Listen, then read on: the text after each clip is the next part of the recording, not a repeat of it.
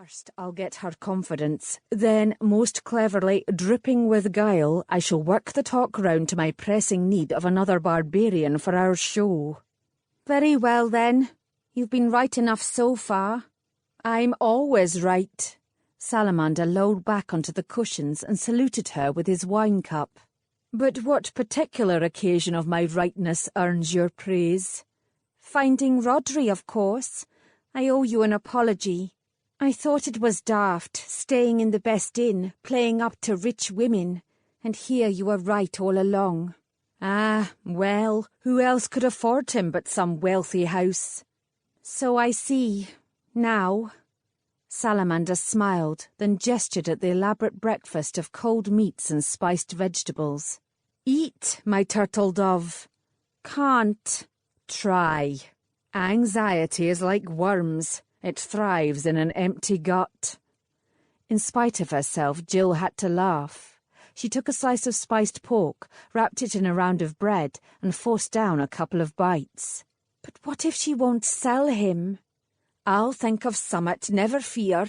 Now eat. We are due at her palatial residence in but an hour or so, and we must bathe and dress in our very gaudiest finery. After all, we have reputations as barbarians to keep up. When, wearing red and gold silk and brocade, and smelling of roses and violets, Jill and Salamander presented themselves to Elena's gatekeeper, the old man seemed more amused than impressed, but he did show them straight into the garden, where a pretty young maidservant was waiting to take them to the reception chamber. Even though Jill normally didn't care for the Bardek-and style of art, when she saw the airy trees and the brightly painted birds, she was charmed. The feeling the wall decorations gave her was somehow familiar too, and all at once she found herself remembering the painted tents of the Elkian Lakar. Before she could ask Salamander about the similarity, Elena came through a side door to join them. Dressed in simple white linen, set off only by a chain necklace of what looked like solid gold, Elena greeted them with great courtesy and had them join her on the dais. After they'd settled themselves on velvet cushions around a low table, the maidservant brought in plates of dried fruit and sweetmeats and cups of sweet wine. "And the box of tiles too, Disna," Elena said. "Yes, mistress." The girl went over to an ebony cabinet. "They're right here, where Rhodry usually puts them." At the mention of her footman's name, the mistress's expression grew oddly strained, and she glanced at Salamander in a manner that was almost furtive, before a bland smile blossomed.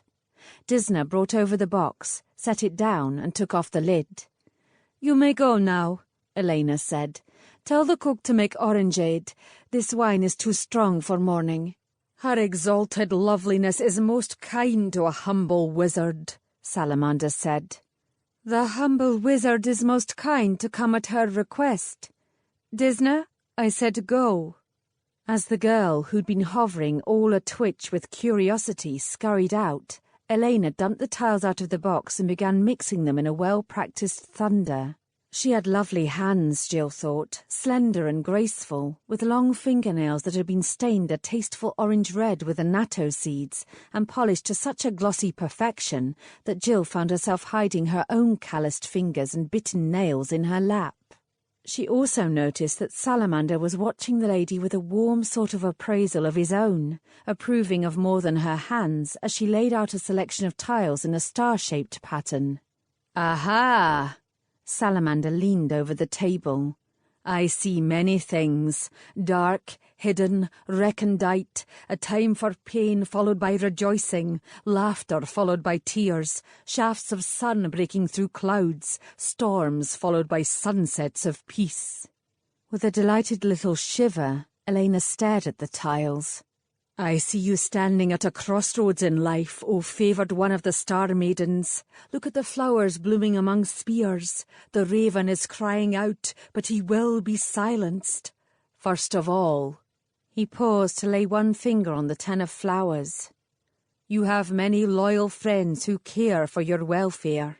They have been worried about you, worried to see you fretting and listless, no doubt, over the question of whether to remarry soon or to wait and see what the waves of life wash up on your shore. Always you must worry about being loved for yourself. There are some suitors who would marry...